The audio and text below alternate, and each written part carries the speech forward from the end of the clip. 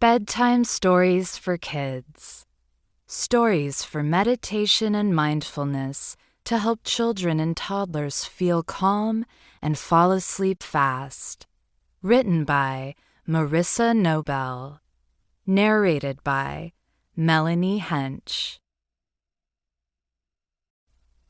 Space.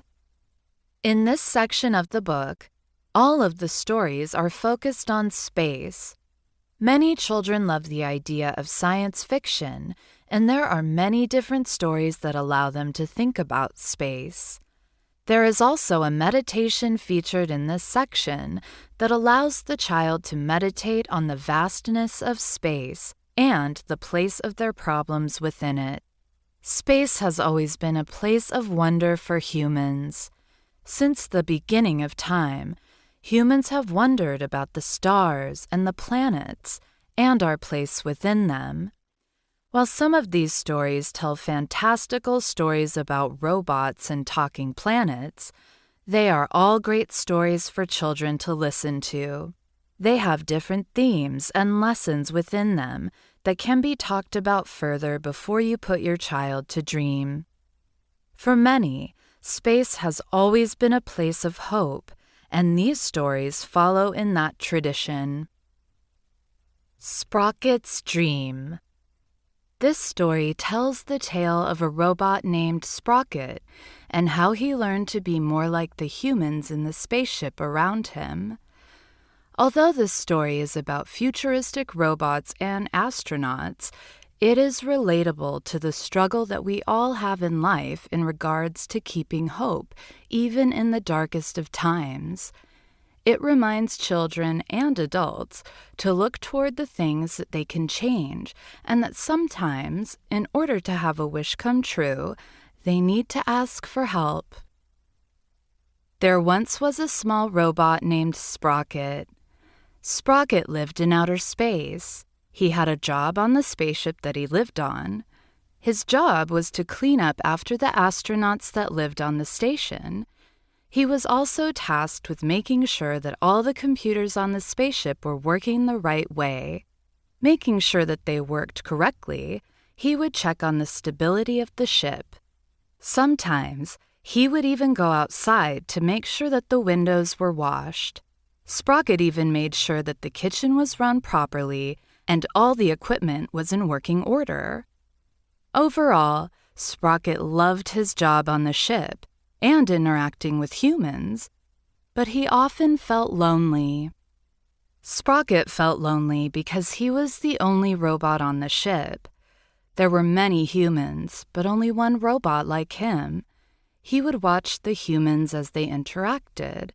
He noticed that sometimes the humans would share rooms. Unfortunately for him, when he went to sleep, he would pick a corner of the kitchen and plug himself in to recharge.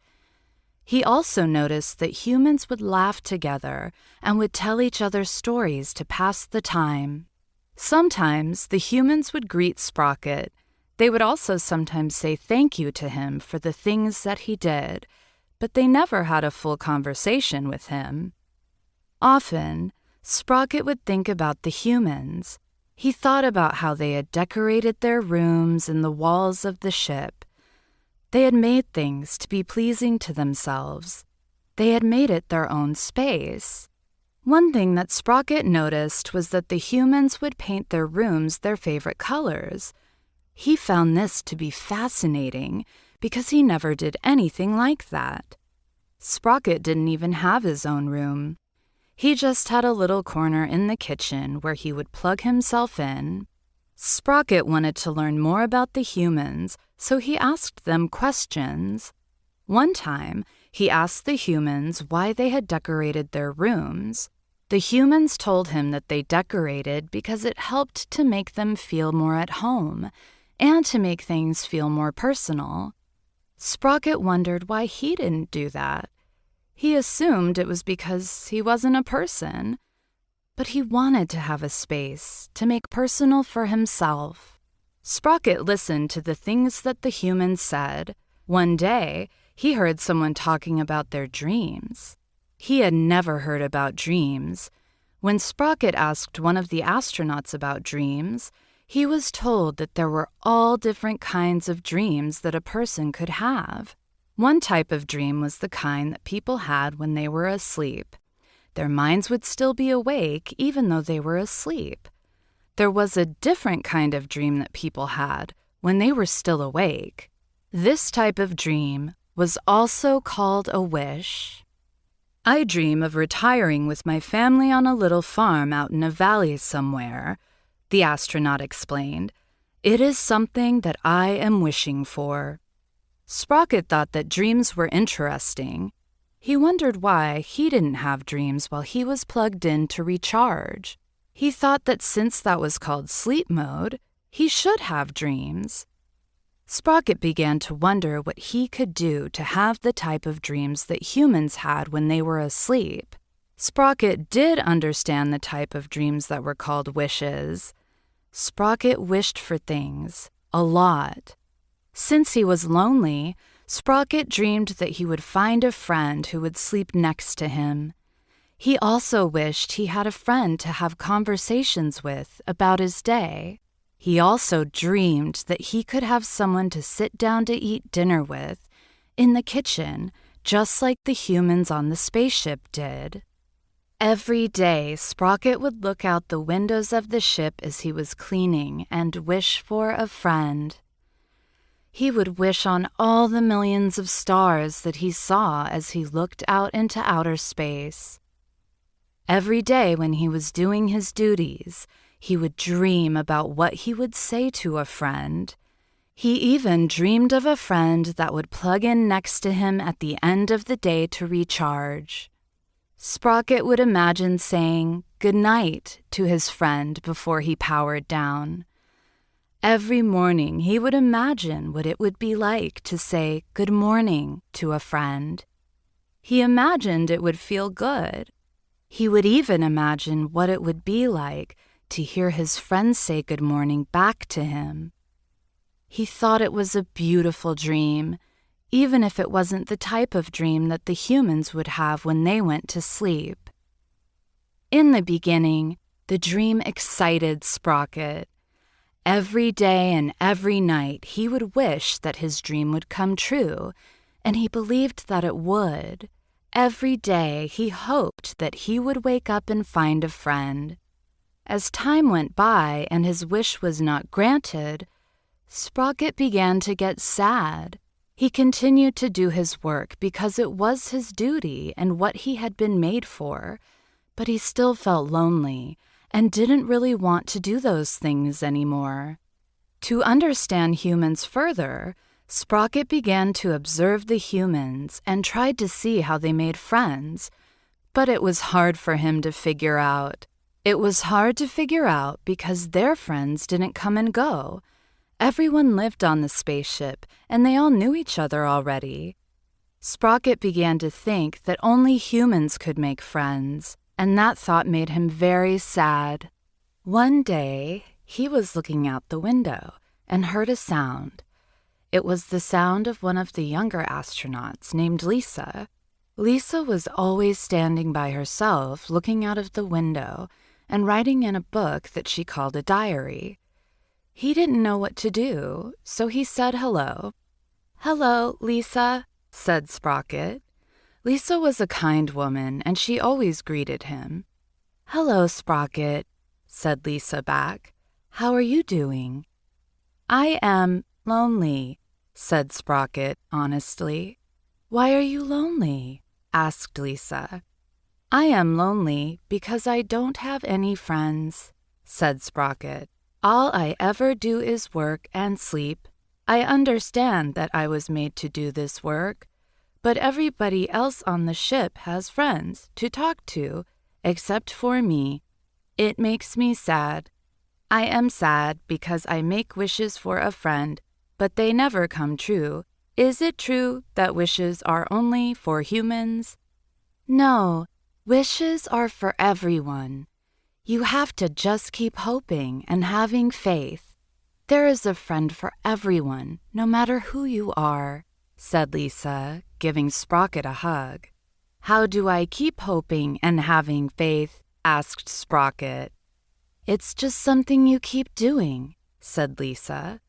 "Eventually, you will meet a person.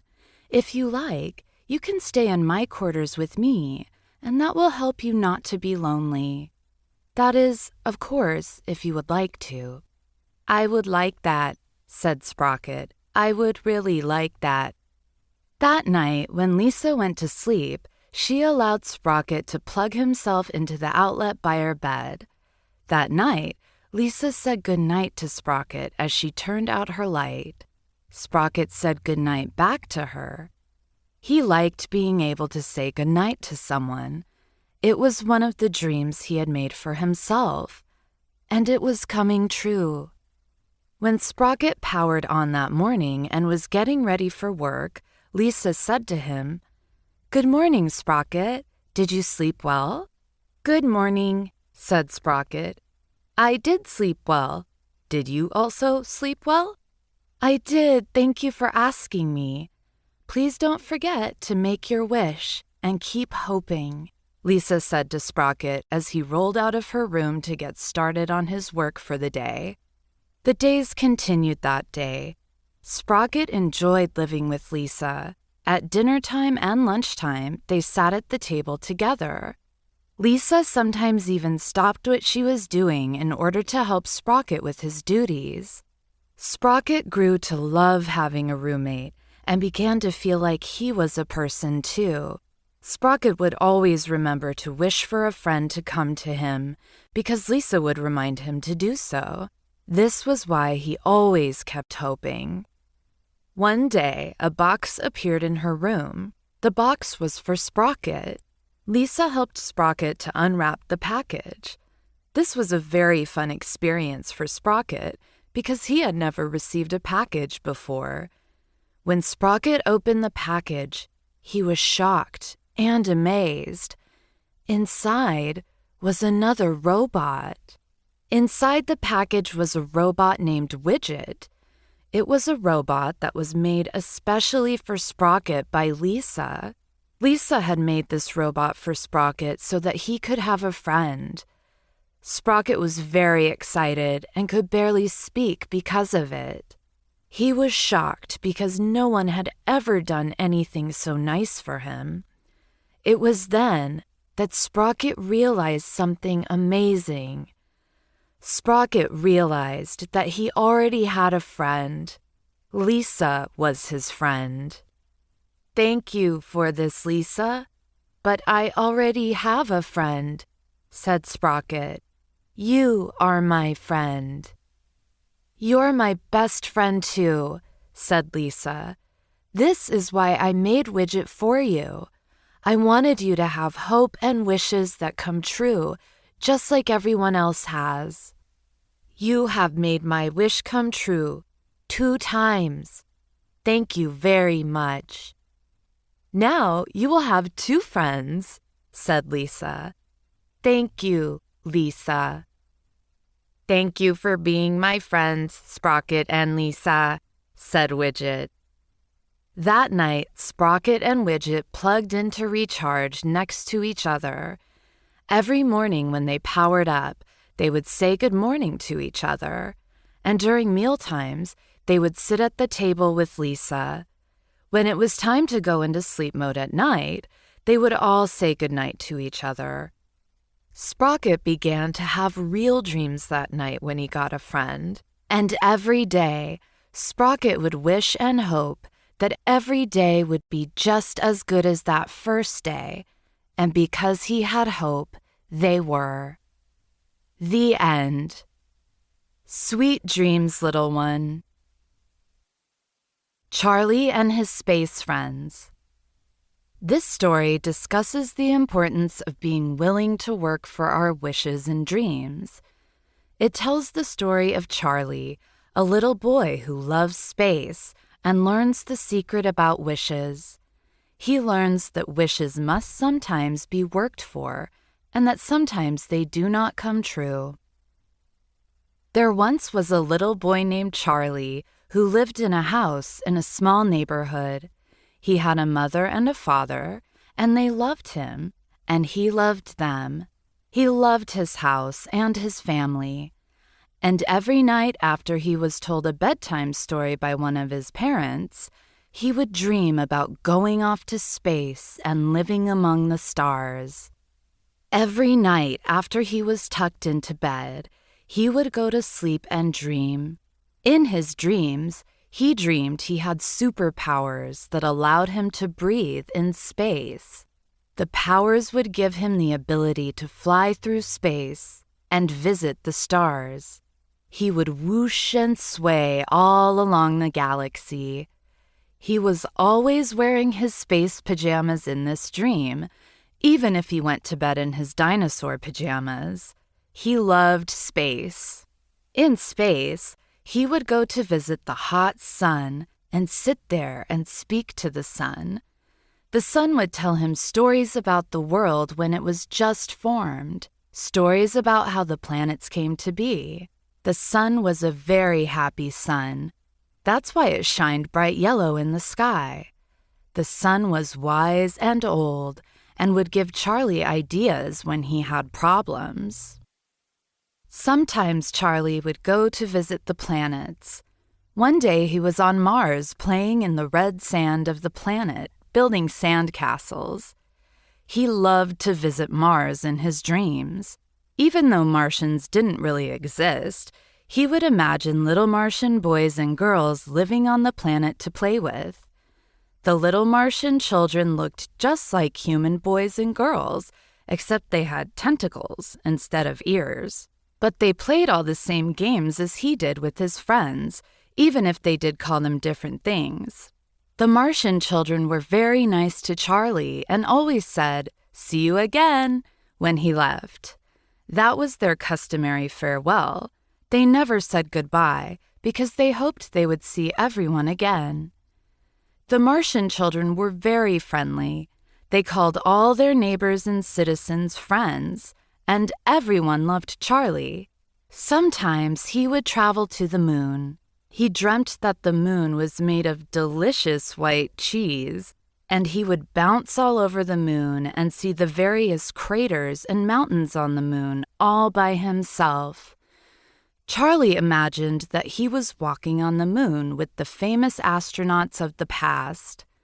They would do scientific experiments to see if the cheese was good to eat, and they would always be really responsible and not eat too much because they didn't want the moon to get too small and their bellies too full. He dreamed that one day, when he was a big, strong adult, that he would work at NASA and fly to far-off places in the solar system. He dreamed of visiting Jupiter. He wondered what it was like on Jupiter. His mother had told him that it was made of gas, but that made him think of farting. Sometimes he would have dreams where he traveled to Jupiter and could speak with the planet. The planet would tell him stories about itself. Jupiter told Charlie how it became a gas planet, but it was a silly story that involved eating a lot of beans. Charlie knew that this wasn't how the planet was really formed. He knew that if he really wanted to find out about the planet, he would have to read a science book to find out the truth from real scientists. However, Charlie knew that this was just a funny story to amuse himself. Imagine a planet eating all of the beans that grew on it and making a big fart to cover itself in gas. That was a funny story.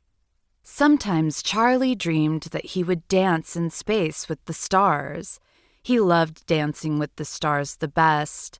He would whoosh and sway with the stars, and sometimes speed up really fast to become a shooting star, like the fastest stars in the sky. He wondered if anyone would make a wish on him, and if he would have to grant it. One day, he asked the fastest star, her name was Neutron, how wishing on shooting stars worked. "How does a wish work?" Charlie asked. "When I make a wish on a shooting star, what happens?" Neutron thought for a bit and then said, "Well, when you make a wish upon a star, and you have been very good, the stars think about the wish." "That's it? You think about it?" "Well, that's how we start. We talk about it.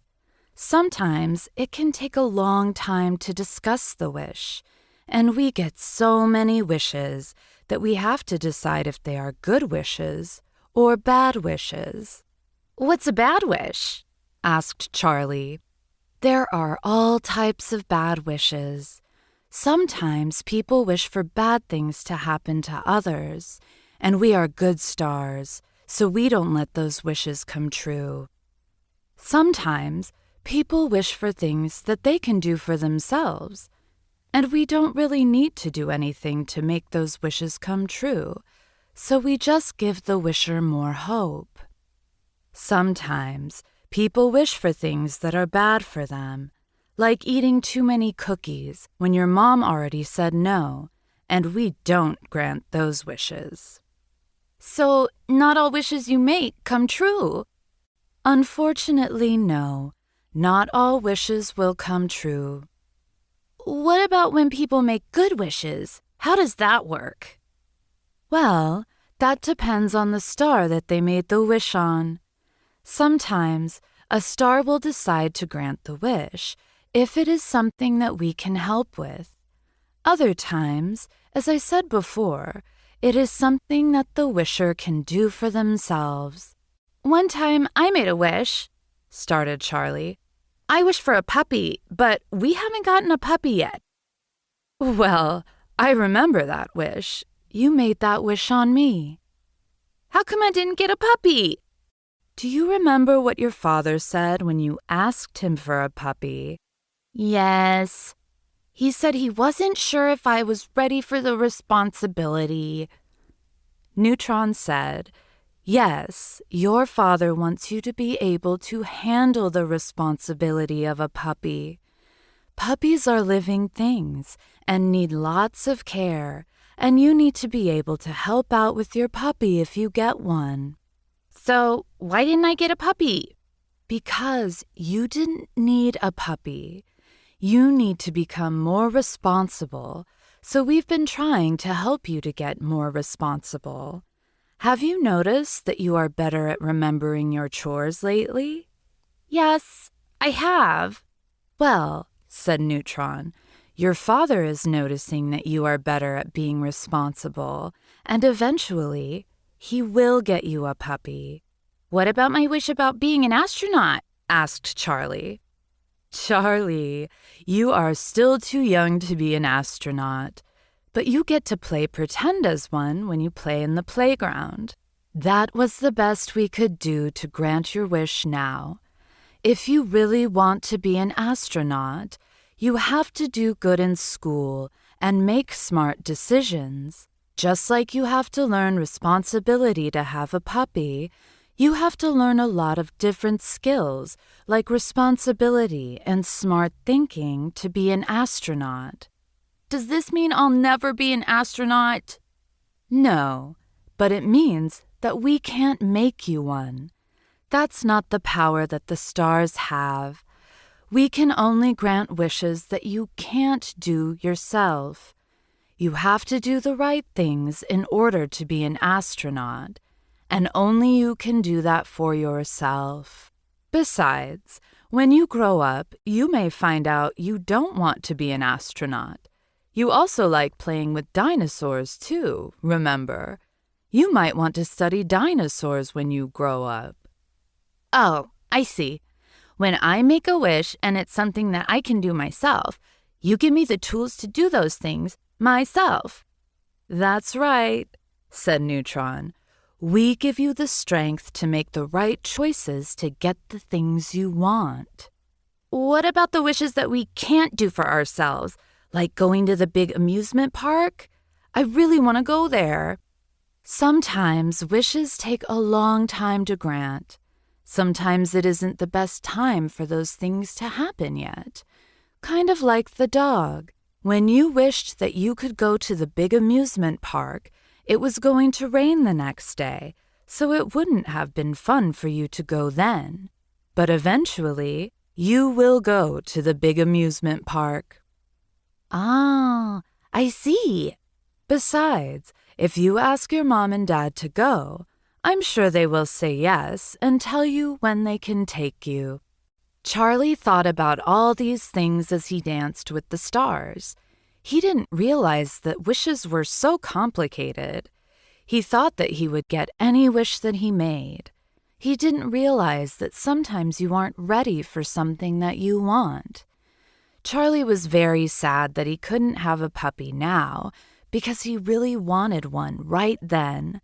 But he knew that if he kept being responsible, that eventually he would get one. That morning when he woke up from a night of dreaming of playing with the stars, he got up and did his chores before he was told to do so. And he even helped out with some of his parents' chores to be extra helpful. Charlie had learned that sometimes we have to earn our wishes with good behavior and responsibility. He knew that if he wanted to be an astronaut, he'd have to make good choices to do so. One day, Charlie's mom and dad did get him a puppy. It was later than he would have liked, but when they did, he was responsible enough to care for that puppy properly. Eventually, he did get to go to the big amusement park, and it didn't rain, and he had a lot of fun. When Charlie grew up, he became an astronaut. It took him many years, but he remembered what Neutron said and learned how to be responsible and think smartly. He worked hard to get his dreams to come true, but he knew that he got the strength to do all the work for his wishes from the stars from his dreams as a kid. And when Charlie was older and had children of his own, he told them the stories of Neutron, Jupiter, the Martian children, and the sun. He also told his children the secret of wishing on stars. He did all this to give them hope that they, too, could have the things they wished for, if only they were willing to work for their dreams. The end. Sweet dreams, little one. From the Earth to the Moon. This is a story about the power of imagination and of working together to make someone's dreams come true. This story tells the tale of a little boy named Andy that wants to go to space. This is a good story for children who want to use their imagination but don't know how. There once was a little boy named Andy.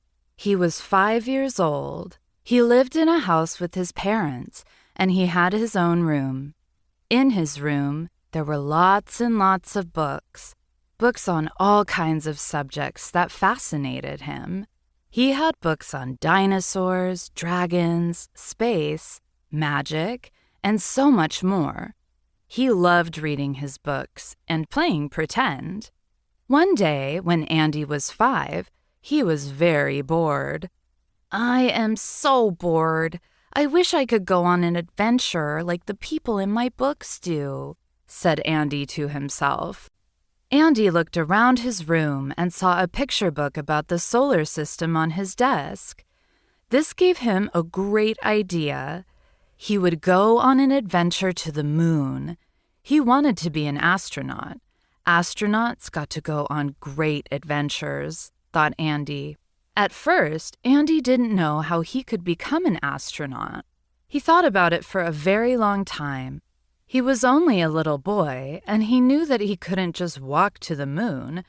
It was way up in outer space. He needed to be able to go further than he could walk. So, he decided to go play with his friend Pete. Pete always had great ideas because he was very smart. When he went to his friend Pete's house, at first, they began to play outside and play some games. It wasn't until later, when they were eating a snack, that he remembered his problem. He needed Pete's ideas to get to the moon. "Pete, I was thinking I wanted to go to the moon for an adventure, but I can't just walk there. It's all the way in outer space." "That's a big problem," said Pete. "Do you know how I can get to the moon without walking?" "Well, walking would be impossible to do, Andy. I think in the books that my mom reads to me, The astronauts always have a spaceship to take them to planets far away. You're right. I do need a spaceship, said Andy, but then he quickly became sad. I don't have a spaceship. I can help you build one, offered Pete. You can? Questioned Andy. Sure, you're my best friend. I'll help you go on your adventure. That night, Andy went home to his house and dreamt about building a rocket ship to the moon with his friend Pete. He dreamed of a big rocket ship with lots of compartments and woke up in the morning and told his mother about his plan. Mom, I'm going to the moon with Pete in a spaceship. That sounds fun. How are you going to build the spaceship? Asked his mother. I had a dream about how I would like it to look. You should make a blueprint of your spaceship first before you start to build it, so that you know what it looks like and can gather all the parts that you need. This way, you won't forget anything. What's a blueprint, Mom? Asked Andy. A blueprint is a picture of what something you're going to build looks like, so you can make it exactly the way you want it. Besides, Pete and his parents have things to do today, so you'll have all day to make one. Andy went to his room and got out his crayons, markers, and paper and started drawing pictures of his ship. He drew and drew different pictures of spaceships until he had one that looked just like it did in his picture. When Andy was done with his drawing, he took it back to his mother and father and showed them the picture. "This is a wonderful picture," said his father. "Is this the blueprint you made?" asked his mother. Yes, Mom, this is the blueprint of the spaceship that Pete and I will take to the moon. His dad added, "I didn't know this was a blueprint. Well, I can help you find the materials. I love helping people construct things. That's my job, after all." Pete and I wanted to build the rocket, but you can help us find the stuff to make it, said Andy. So, Andy's dad helped Andy find the materials. They got together a big refrigerator cardboard box for the cockpit. They got smaller boxes for the other parts of the ship, and cardboard tubes and more to make the rest of the parts of the ship.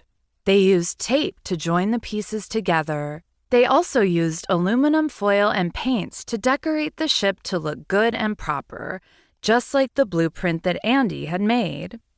It took them a few afternoons to make the ship, and they had made some mistakes and had to go back and fix the ship with help from their parents. Everyone was happy to see them go off to space. They even loaded up the ship with snacks and supplies to help them out while they were on their ship. Then came the night when they would make their trip. Pete and Andy were very excited. On the day of their trip, they were so excited they each had decided to bring one of their stuffed animals for help on the trip. They needed extra crew members, and their parents had to stay on Earth to keep their homes safe and to make dinner when the trip was over. "Are you ready to go to the moon now?" asked Pete on the day of the trip. "Yes, I have been ready since I told you of my plan for adventure," said Andy. They had walkie-talkies to help them stay in contact with the Earth base. Andy's dad would help them make blast-off. "This is command to astronaut Andy and Peter. Are you ready to go to the moon? Over," asked Andy's dad. "Yes, we are ready for blast-off. Over," said Andy. "Checking systems. Over," said Andy's dad. "Systems ready. Over," said Pete. "Ready for blast-off. Over," said Andy's dad. "Ready for countdown. Over," said Andy. They had practiced the launch procedures before launch day, just like the real astronauts did. They had even watched a movie about the great astronauts Buzz Aldrin and Neil Armstrong, who had first landed on the moon. That's how they knew all the right things to say. 10, started Andy's dad. 9, said Pete. 8, said Andy. 7, they said together. 6, said Andy's dad. 5, said Pete. 4, said Andy. 3, 2, 1, they said together. In the end, everyone shouted "blast off" together. Andy and Pete's parents did their best to shake the ship to help it rumble, just like the rockets did in the movies they had watched. The trip was on their way. Andy's parents watched them leave the Earth and then went back into their homes. Andy's dad kept the walkie-talkie. The trip to the moon took a long while, and there were a few problems that required them to make a spacewalk. Andy's mom had made them spacesuits to wear on their trip and had given them helmets so that they could breathe in space, just like the astronauts did. They looked out the windows of the ship and could see the Earth from down below in outer space. Andy and Pete thought it was the most amazing thing they had ever seen. They made drawings of their trip so they could show them to their parents when they got back from their adventure. Pete looked at all the stars in outer space and could see the sun shining brilliantly. Everything was peaceful in space, and they loved being on their adventure.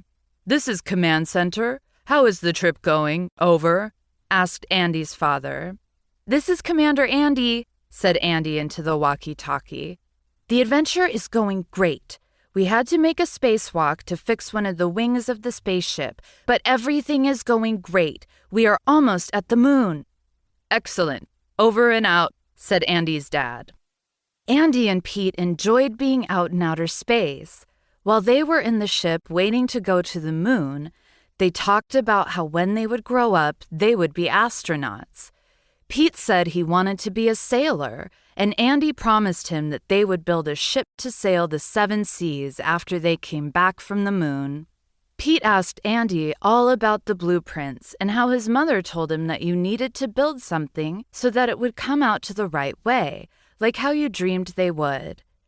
Pete asked Andy to help him draw a blueprint of a sea ship when they got back, and Andy promised that he would help him. "It's the moon!" shouted Andy. They were finally on the moon. Outside of the ship while they were traveling, Pete's mom and dad had prepared the backyard to look like the moon. They placed white sheets all over the place and even set up some plates of cheese for them to gather, because everyone knows that the moon is made of cheese, even though it really isn't. Before they landed, they made a big orbit around the moon.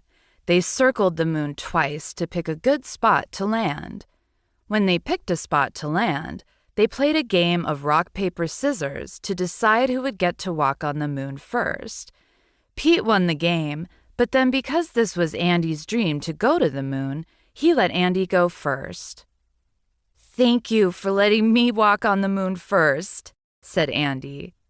"You'll let me walk on the new islands that we discover first, so a good friend would let their friend go first." "Let's go out together," said Andy. And the 2 friends went out of the ship together. They went on the moon, and it was beautiful and white, just like they had seen in the movies they had watched. On the moon, they decided to ride around in a lunar rover, which was just a toy car that his parents had decorated to look like a special kind of space car. They traveled all over the backyard moon and gathered moon samples, which were the little plates of cheese that their parents had laid out for them. They saw all the different sights of the moon and placed a flag that they had made in the moon to remember that they had been there. While they were on the moon, they drew pictures to take back to their parents so they could see all the things they had done on the moon. They even built sandcastles in the moon dust and played around a bit. Eventually, Andy said, "We're running out of air. We need to get back to the ship."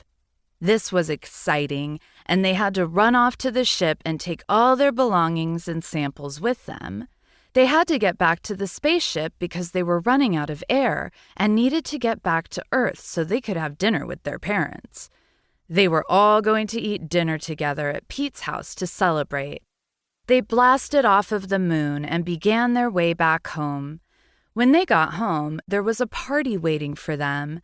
Pete's mom pretended to be a reporter from a big newspaper and asked them all about their trip to the moon.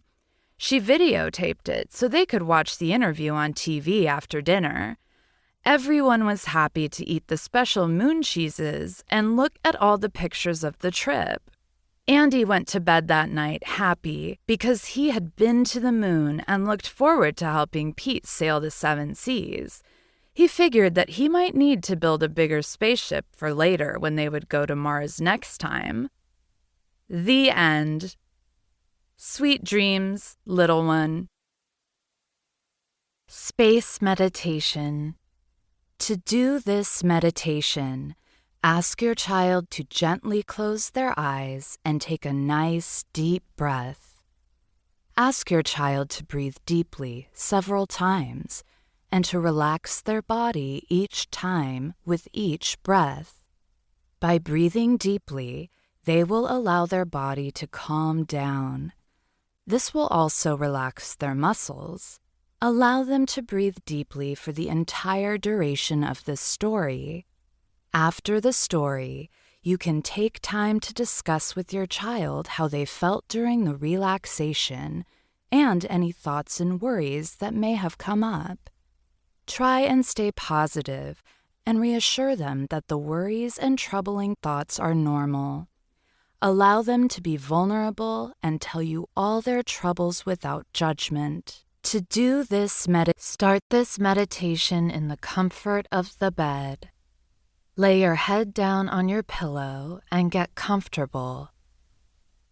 You are going to see the beauty of space in this meditation and see your place in the large galaxy and even larger universe.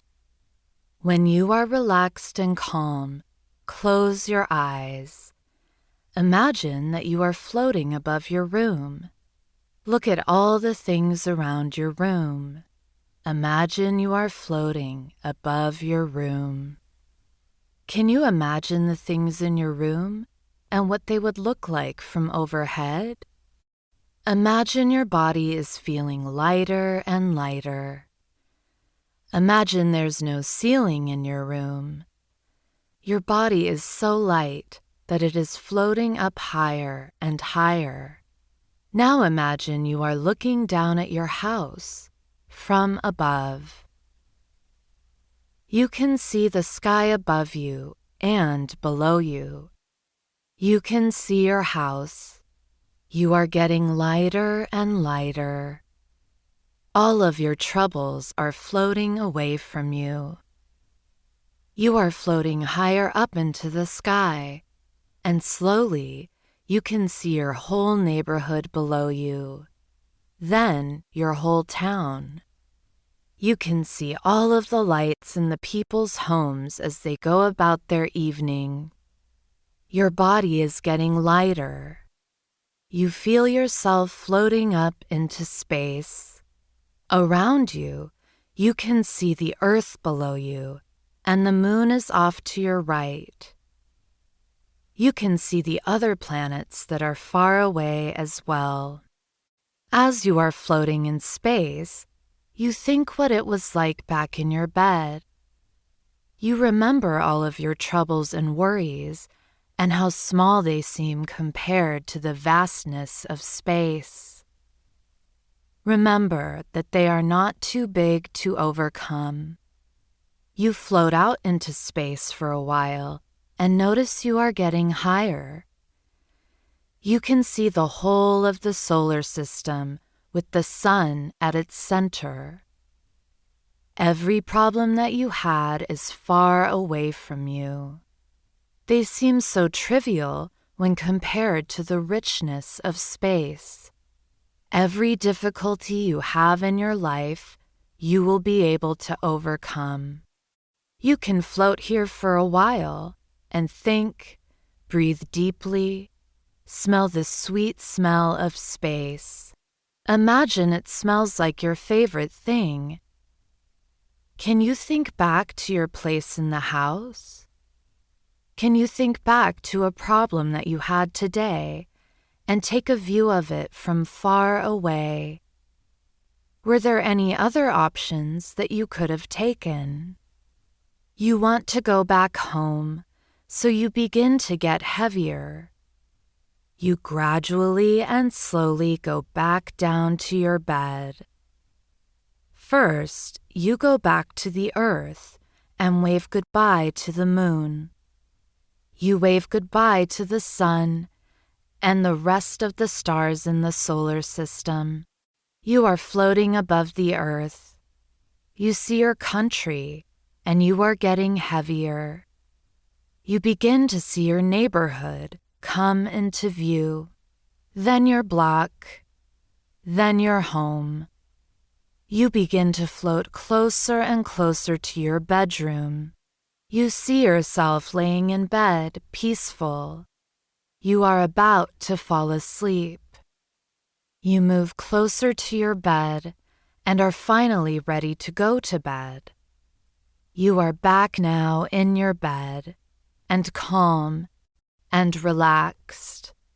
Remember how vast our universe is and how small the trials of the day seem compared to them.